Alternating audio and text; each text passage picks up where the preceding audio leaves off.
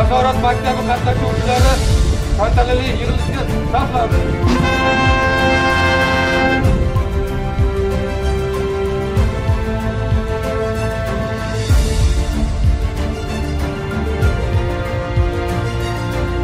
Jizzax tajribasi tekrarında енгізілген Мәрлік мектебі оқу жиынының шөлкемдестірілуі бұл жастарымыз қалбінде айрықша орын иеленетін уақиғалардан саналады.